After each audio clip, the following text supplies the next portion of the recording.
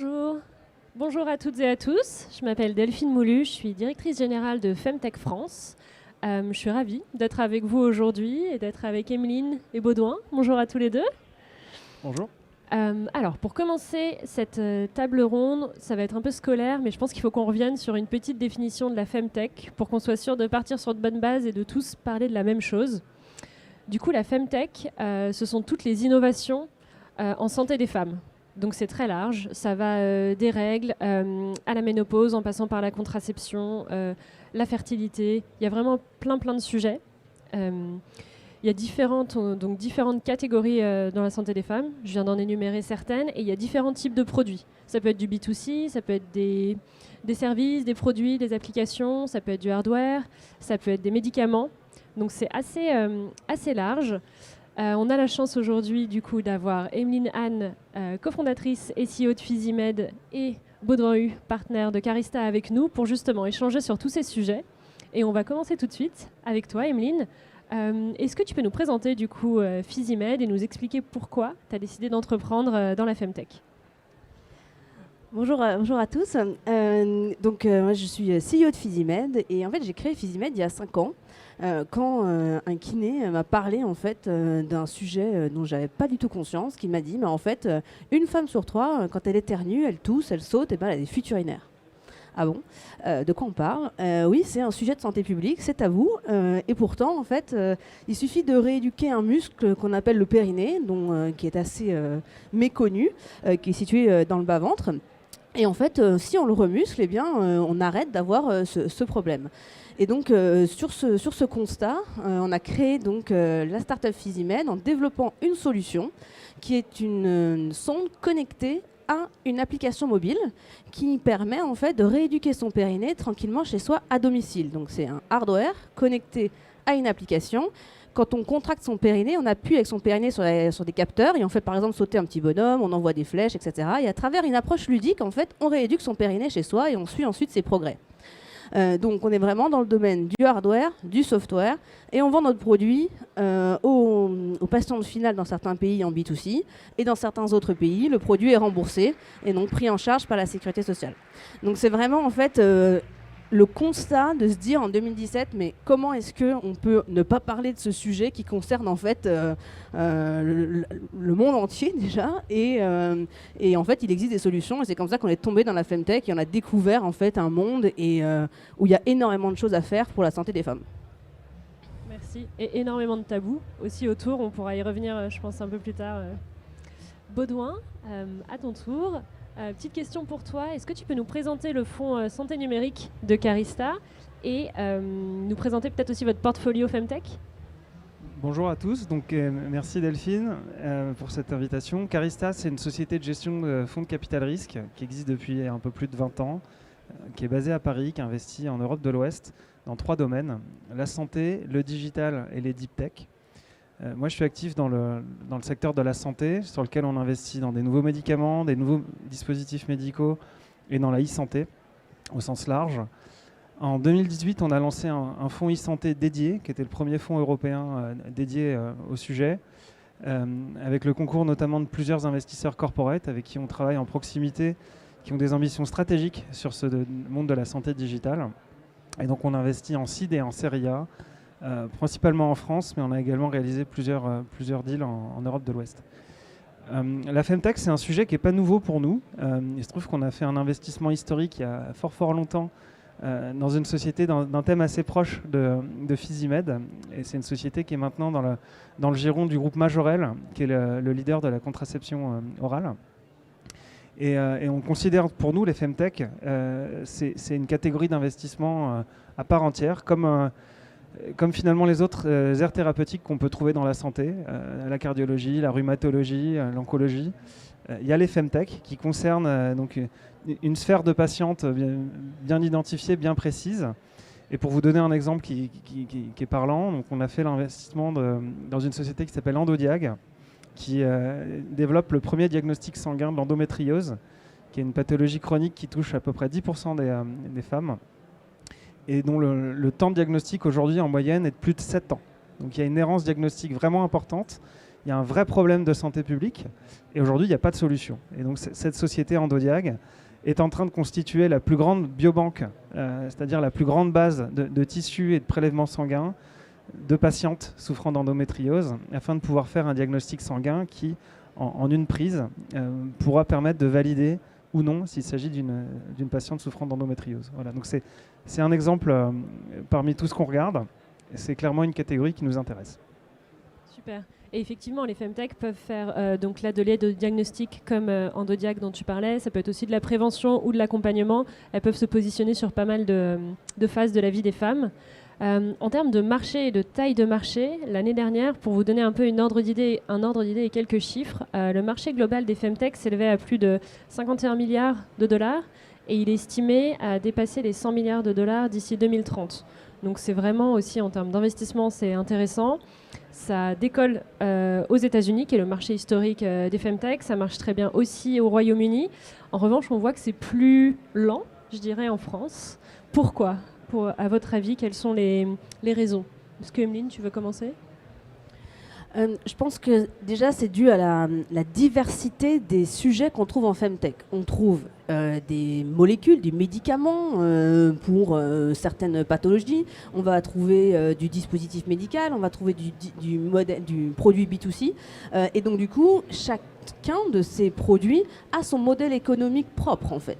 Et dans certains pays, il y a certains modèles économiques qui fonctionnent mieux que d'autres. Le B2C aux États-Unis, par exemple, ou en Angleterre, va avoir un développement peut-être plus rapide en fait, parce que les gens ont plus l'habitude de payer pour leur santé ou payer pour des solutions dont ils auraient besoin. Donc il y a une différence en fait, je pense, assez importante vis-à-vis de ça. Après, les États-Unis, dans certains domaines, sont allés très rapidement. Certains autres restent, notamment sur certains sujets tabous, restent difficiles à percer.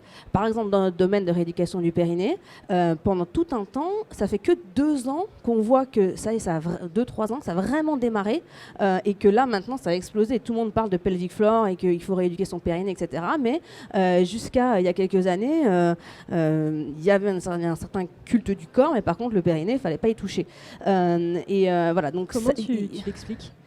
C'est un sujet extrêmement finalement tabou. On parle c'est lié plus ou moins à la sexualité, puisqu'en fait, à rééduquer son périnée, ça sert à ne plus avoir de fuite urinaire, certes, à ne pas avoir des descentes d'organes, mais aussi à améliorer ses rapports intimes. Donc du coup, dès qu'on parle de cette zone du corps, surtout, n'en parlons pas. Donc voilà, il y a un peu un décalage, mais par contre, à partir du moment où ça rentre comme sujet de société, là, par contre, ces marchés-là, ça explose, quoi. Donc voilà, je pense que ça... Et par contre, aux États-Unis, en termes de biotech, par exemple, ils ont toujours eu l'habitude et ils ont su financer. Ils savent financer des biotech, des développements de médicaments, etc. Donc toutes les solutions liées à la fertilité ou liées à des pathologies dont la solution est de la molécule, par exemple, ça va beaucoup plus vite que chez nous. Mais ça, c'est, je dirais, dans le domaine de la biotech de manière générale. Baudouin, qu'est-ce que tu en Moi, penses ? je partage le constat sur la consumérisation de la santé. La France, c'est typiquement un pays où on a une habitude, on a une tradition que l'ensemble des produits, prestations de soins qu'on consomme sont remboursés, principalement par l'assurance maladie, mais également un peu par les complémentaires santé. C'est effectivement pas le cas dans les pays anglo-saxons. Et il y a tout un tas d'offres qui se sont développées à mi-chemin entre le bien-être et la santé. La frontière est parfois assez fine. Et les premiers leaders de cette catégorie émergent dans ces marchés-là. En revanche, en France, on a un vrai savoir-faire. En fait, on a une vraie bonne culture scientifique pour développer des produits intéressants, des produits de rupture qui se projettent sur un marché mondial. Et c'est ce qu'en fait un pays intéressant pour cibler des investissements en capital risque comme on fait chez nous. Je rajouterais peut-être quelque chose, c'est qu'en Femtech, on a vu aussi énormément de choses, de solutions apparaître dans des marchés où il y a beaucoup de solutions de Femtech qui ne sont pas forcément validée par des essais cliniques avec des approches scientifiques très fortes. Pour autant, elle marche. Alors je me positionne dans le monde du B2C plutôt, quand on parle de solutions bien sûr de classe 2, classe 2B, classe 3, bien entendu, là ça suit tout le process classique, je dirais, du dispositif médical, mais certaines applications mobiles par exemple, certains outils de B2C sont nés, ont été adoptés par les consommateurs et puis se sont développés. Et c'est pour ça que ces pays, où Israël aussi par exemple a beaucoup d'avance sur nous, voilà, quand on regarde le domaine de la Femtech, on va faire assez attention parce qu'il y a pas mal d'innovations qui sont à la limite entre en effet le bien-être, la santé et qui ne sont pas forcément derrière capées avec des évidences cliniques. Et c'est aussi pour ça peut-être que dans certains marchés ça marche plus facilement. Voilà. Sur la partie justement peut-être B2C, donc on voit beaucoup effectivement de Femtech qui font du B2C. Là, Baudouin, je m'adresse peut-être plus à toi. Si on s'écarte de la Femtech mais qu'on regarde plutôt la santé de manière générale, est-ce que le B2C en santé ça marche? Parce que beaucoup d'investisseurs vont dire au Femtech ça ne marchera jamais, en France on n'est pas prêt à payer pour sa santé. Alors il y a des super contre-exemples. Le meilleur contre-exemple qu'on puisse trouver, c'est le Viagra. Le Viagra, c'est un produit qui n'est pas remboursé. Certes, c'est un médicament sur prescription, mais qui reste à la charge du patient. Et on connaît tous le succès commercial du Viagra, c'est un blockbuster hallucinant, très inattendu. C'est la constatation d'un effet secondaire sur un traitement qui n'était pas du tout destiné à la dysfonction érectile. Et aujourd'hui, le Viagra reste un des médicaments non remboursés qui fait le plus gros chiffre d'affaires. Il a été génériqué, il y a eu plusieurs générations. Voilà. Donc ça illustre cet exemple-là, autour de notre thème un peu tabou, autour des sujets intimes, que quand il y a un produit qui fonctionne, on trouve son accès au marché, on trouve les consommateurs. Et voilà. Ensuite, il faut du coup bien mesurer, je rejoins le point d'Emeline, il faut bien mesurer la valeur réelle apportée par ces produits-là. Le Viagra, il y a eu tout un paquet d'études qui a été réalisé pour démontrer l'efficacité et pour montrer aussi les limites, il y a pas mal d'effets secondaires. Donc c'est un produit qui a trouvé son marché aussi parce qu'il a su convaincre les prescripteurs. Et j'ai envie de dire que ça fait partie de ce que nous on regarde en tant qu'investisseurs, c'est-à-dire comment on va pouvoir générer des données, une barrière à l'entrée significative et des éléments de conviction à la fois à destination des professionnels de santé et des patients qui vont être utilisateurs de ces produits. Et si on continue sur la partie modèle économique, qu'est-ce que vous pensez du B2B2C ? Donc quand l'employeur paye pour mettre à disposition de ses salariés des services de santé par exemple ? Alors, pour moi, ça fonctionne dès lors qu'il y a effectivement une vraie motivation de l'employeur à prendre ça en charge. Et donc, c'est notamment lié à la prévention des maladies professionnelles, tel qu'on peut le voir. Donc, il y a des super exemples dans le domaine des startups, des réussites de sociétés comme Sword Health, Kaya Health, InHealth aux États-Unis, qui sont liées à la prévention des troubles musculo-squelettiques, qui ont connu une croissance phénoménale pendant le temps du Covid.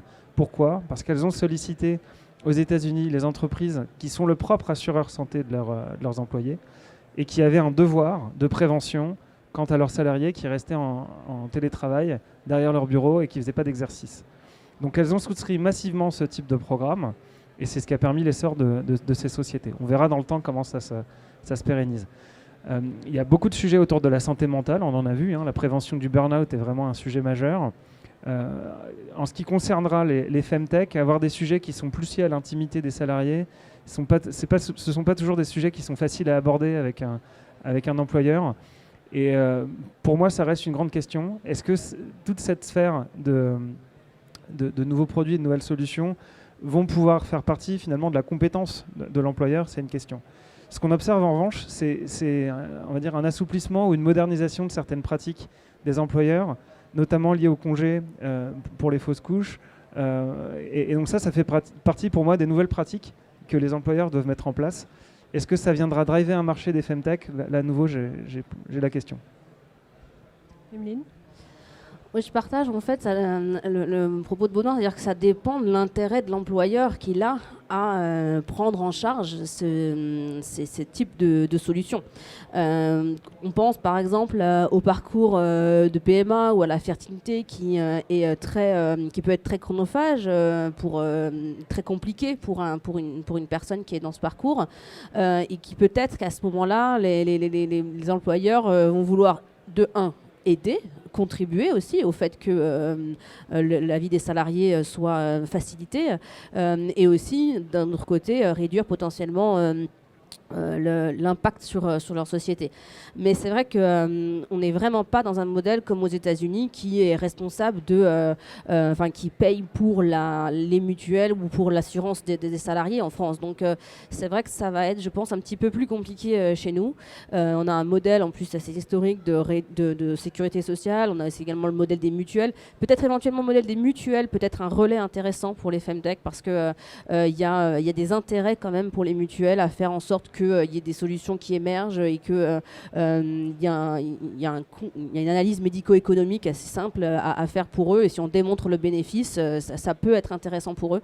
Mais voilà, d'ici à ce que l'employeur paye, je suis en France, pas encore, je pense, au point d'avoir mis vraiment ce système en place, quoi.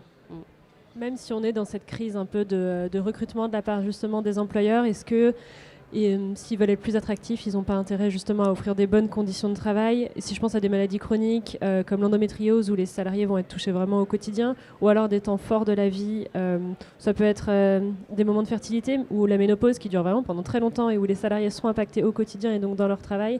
Est-ce qu'on ne peut pas se dire que ça peut être le rôle de l'entreprise aussi de bien accompagner leurs salariés pour qu'ils soient aussi, si on pense d'une manière très productive, en fait, qu'ils soient plus productifs, plus efficaces et qu'ils les fidélisent aussi dans l'entreprise?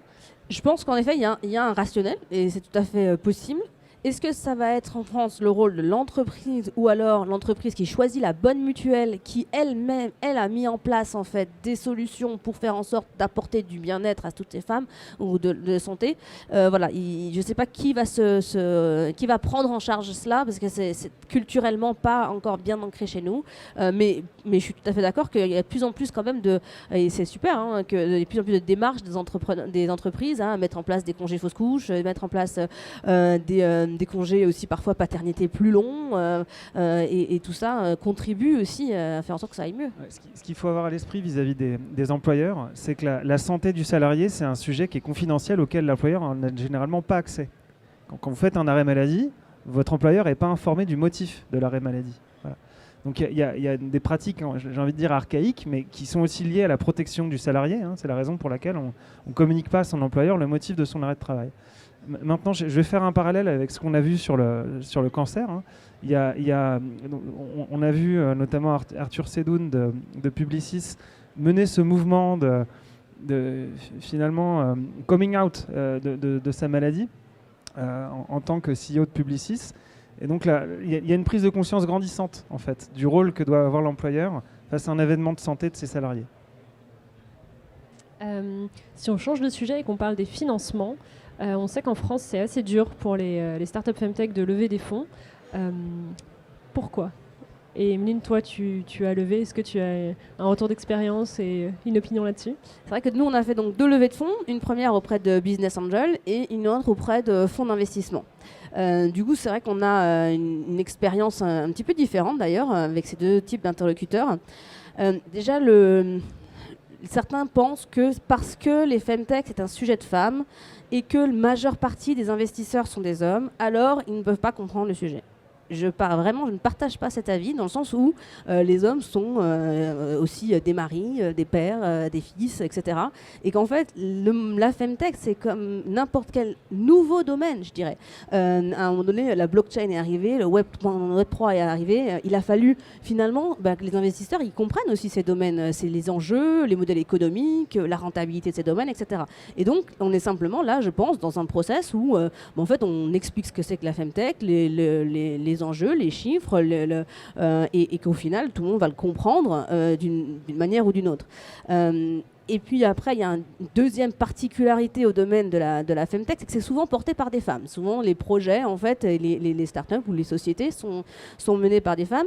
Et pas que ça soit un problème, c'est juste que c'est un petit peu nouveau. Les investisseurs ont moins l'habitude d'avoir des femmes porteurs, mais c'est pareil, ça fait juste partie du process aussi, de faire aussi comprendre que voilà, on n'est pas si différents, malgré ce que certains peuvent penser, ou alors en tout cas on a des avantages aussi à porter des sociétés. Et donc du coup, voilà, il y a deux choses qui sont un petit peu nouvelles, mais qui vont tout simplement, on a vu, il y a des sociétés, il y a des femtech qui ont levé énormément d'argent, et ça va suivre, et c'est un mouvement qui va continuer, je pense, mais comme tout nouveau mouvement, je pense que ça met un peu de temps. Voilà. Baudouin, que font les fonds ? Alors, il y a effectivement un mouvement, et en fait, dans ce mouvement, il y a une diversité de projets, il y a une diversité de business models, et il faut qu'elle rencontre la diversité des investisseurs qu'il y a sur le marché. Il y a des investisseurs comme moi qui vont être très sensibles à des arguments qui sont liés à la santé, c'est-à-dire quels éléments cliniques, quelles démonstrations je peux apporter, et il y a des investisseurs qui vont être beaucoup plus sensibles à un modèle B2C, de traction de marché, de notoriété sur les réseaux sociaux, etc. Et donc je prends les deux bornes du spectre. Du coup, voilà, il faut, je pense, regarder dans le détail ce que représente le mouvement des Femtech, comment on catégorise les produits, et ça a été très bien fait par le mouvement Femtech France. Il faut faire le même travail par rapport aux investisseurs. Il y a une diversité d'investisseurs en fonction de la thématique, des sensibilités, du stade d'avancement. Et voilà. Alors, le point d'Emeline, il est bon sur le fait que ce soit souvent porté par des femmes. Pour moi, c'est plutôt une qualité. Les femmes sont en général une meilleure capacité à fédérer les talents que les entrepreneurs, les fondateurs masculins, qui ont peut-être moins conscience de leurs limites. Enfin, je le dis en toute sincérité. Et nous, on a financé plein de projets qui ont été portés par des femmes ou dont des femmes sont cofondatrices, pas uniquement liées au Femtech. Voilà, donc c'est effectivement, ça peut être considéré comme un peu nouveau. Maintenant, voilà, il y a des investisseurs qui font ça depuis un bail et qui vont continuer. En France, on valorise beaucoup justement la levée de fonds et souvent auprès de VC. Quelles sont les alternatives si on veut peut-être faire plus d'impact que de rentabilité ? Alors effectivement, la levée de fonds, en capital risque, ça ne concerne qu'un certain type d'entreprise. Hein. Ça peut être considéré pour beaucoup comme la voie royale. Moi, je ne suis pas du tout d'accord avec ça. C'est un mode de financement par rapport à un autre. Une entreprise, elle a avant tout besoin de croître par ses clients. C'est quand même vraiment ça la base de la base. Et je recommande à tous les entrepreneurs qui peuvent s'en passer de ne pas lever de capitaux auprès de capitaux risqueurs, mais surtout de se développer avec leurs clients, ce qui est très bien fait, Physimed notamment. Ensuite, il y a d'autres modes de financement. Le concours bancaire en fait partie pour des sociétés qui ont déjà atteint un certain niveau d'accès au marché. Les business angels peuvent être aussi une autre alternative. Il ne faut pas voir le VC comme étant un must-have. Ce que va chercher un VC, c'est la rentabilité. On gère l'argent des autres. Hein. On met une toute petite partie de notre argent. C'est un devoir du marché vis-à-vis de nos investisseurs. En revanche, voilà, la rentabilité, c'est l'objectif numéro 1. On ne va pas se le cacher. Un VC, quand il investit dans un projet, il vise de faire un multiple entre 5 fois et 10 fois l'argent qu'il a investi. Ça se calculera sur l'ensemble de la durée de l'investissement. Voilà, ça va dépendre des exigences des uns et des autres. Est-ce que c'est complètement à décorréler de l'impact ? Je ne suis pas tout à fait d'accord. Moi qui investis dans la santé, les produits sur lesquels j'investis, ils ne fonctionnent que si et seulement si ils peuvent apporter un bénéfice aux patients en bout de chaîne, ou ils peuvent améliorer les conditions de travail des professionnels de santé. Et donc c'est ça l'impact qu'on va chercher. Sans impact, il n'y a pas de valeur en fait dans la santé. Est-ce que tu veux rajouter quelque chose ? Oui, je pense qu'en effet, les clients, encore une fois, c'est le premier mode de financement d'une société, si le produit de la société le permet. C'est-à-dire que dans un produit qui demande des investissements raisonnés, je dirais, et on peut trouver certaines sources de financement qui nous permettent d'aboutir à un produit à mettre sur le marché. Si on se trouve dans un médicament ou dans un DM de classe 3, bien entendu, ça va peut-être être des financements qui seront beaucoup plus importants, et peut-être qu'à ce moment-là, la case VC va être obligatoire. Donc en fait, il faut juste essayer de bien dimensionner son projet, ses besoins, et du coup, les sources de financement possibles. Il y a de plus en plus quand même de sources de financement aussi liées à justement à l'impact. Enfin, il y a même le concours bancaire aussi. La banque peut aussi suivre sur une traction de marché, plus une conviction, plus un impact, plus ce mouvement aussi Femtech qui est en cours. Voilà, l'avantage aussi de ce mouvement Femtech, c'est que on peut avoir des early adopters assez facilement si on touche un sujet vraiment qui n'a pas de solution encore. Et donc, souvent, on parle de early adopters, donc les personnes qui sont capables de prendre la solution très rapidement et de payer de leur poche. Et donc, par exemple, nous, on a commencé comme ça. Par exemple, je prends l'exemple de l'Allemagne. On était en B2C jusqu'à chercher le remboursement. Maintenant, notre produit est remboursé à 100%. Et du coup, notre business model a changé un petit peu sur ce marché-là. Mais c'est-à-dire que votre modèle, il peut aussi évoluer au cours de votre développement. Mais au début, on avait besoin de se financer, et ben on a vendu notre produit aux personnes qui étaient capables de simplement l'acheter. Mais aussi, ça nous a permis de démontrer le marché, de mieux le comprendre, de faire évoluer notre produit, etc. Donc voilà, il faut bien comprendre quand on mène un projet, tout n'est pas figé dans le marbre et on peut aussi progresser, faire adhérer peut-être des mutuelles à un moment donné, une fois qu'on a démontré que le produit marchait, qu'il avait de l'intérêt et que les gens l'appréciaient. Voilà, donc il y a énormément de sources de financement différents et il ne faut pas se brider en effet au fonds d'investissement parce qu'avoir des fonds à son board, c'est sympa, mais c'est aussi une contrainte. C'est beaucoup d'aide. Non, c'est vrai que je veux dire aussi, c'est le fait d'avoir levé des fonds auprès donc, de Business Angel et de notre fonds de seed, ça nous a quand même aussi aider. Les gens qui viennent et qui collaborent dans ce type de projet nous aident, nous ouvrent des réseaux, nous accélèrent, etc. Donc, il faut vraiment peser le pour et le contre de chaque financement. Le banquier nous aide moins d'un point de vue développement qu'un VC pourrait le faire. Voilà. Donc, il faut faire rentrer dans votre équipe les gens que vous savez qui peuvent vous amener plus loin, quoi. Qui sont complémentaires et qui vont apporter du réseau ou de l'expertise ou des choses dont vous avez besoin. Exactement. Voilà. Top. Autre question cette fois, donc on sait que les femtech sont souvent créées par des femmes qui ont eu un besoin ou une frustration personnelle. On parle parfois de pouvoir patient. Première question peut-être pour toi Baudouin, est-ce que c'est nouveau ce pouvoir patient dans la santé? Et ensuite pour rebondir sur ce que tu disais Emeline, quid de la preuve clinique? T'en parlais un petit peu tout à l'heure. Est-ce que ça peut marcher quand on a donc des femmes qui se lancent dans la santé des femmes sans venir du milieu médical? Alors, un bon produit de santé, il part effectivement d'un problème. Il y a un besoin médical inassouvi à résoudre. Il faut trouver la bonne solution, il faut trouver le bon remède, en fait, face à ce problème.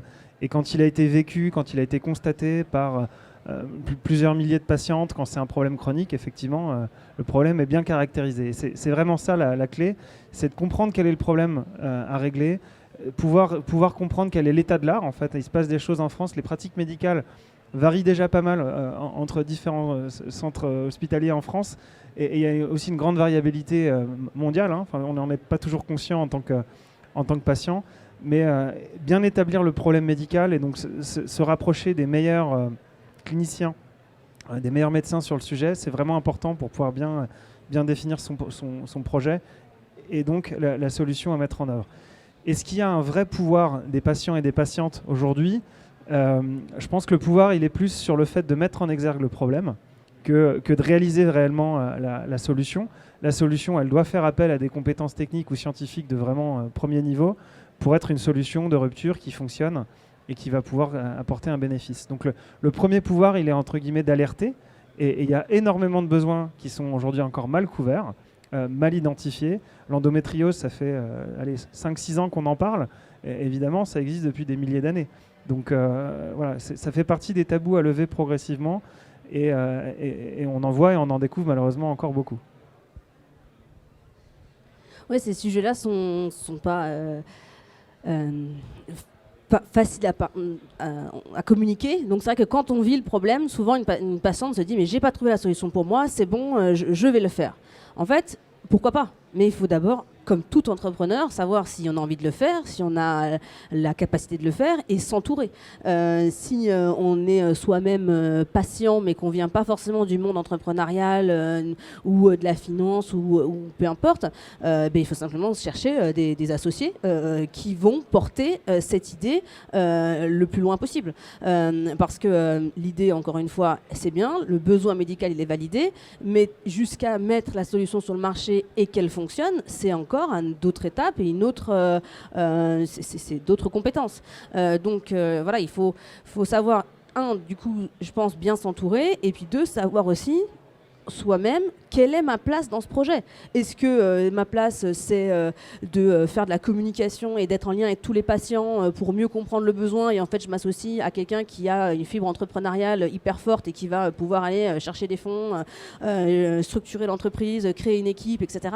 Enfin voilà, tout le monde ne naît pas forcément entrepreneur, et c'est pas, enfin voilà, il faut juste trouver sa place dans le projet. Je pense que ça qui est important, c'est parce qu'après on arrive en fait à un niveau où je pense le problème est là, l'idée de la solution est là, l'envie est là, mais il est nécessaire d'avoir un panel de compétences autour de soi, notamment aussi des compétences cliniques.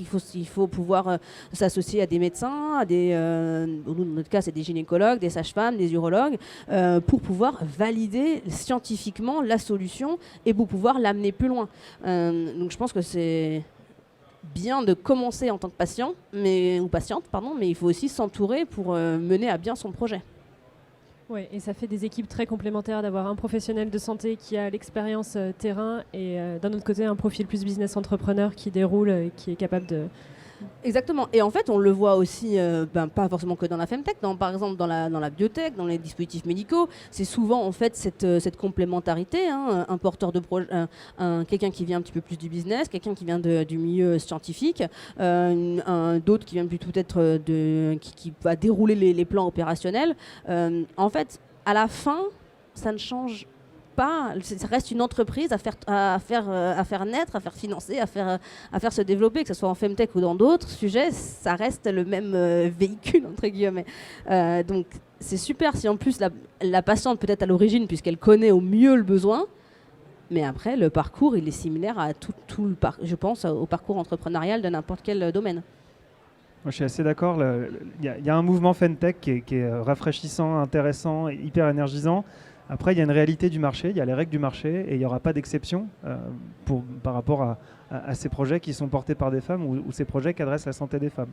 Voilà. Donc, que ce soit clair, en tout cas du point de vue des investisseurs, c'est une catégorie comme les autres. On fait des investissements en male tech aussi.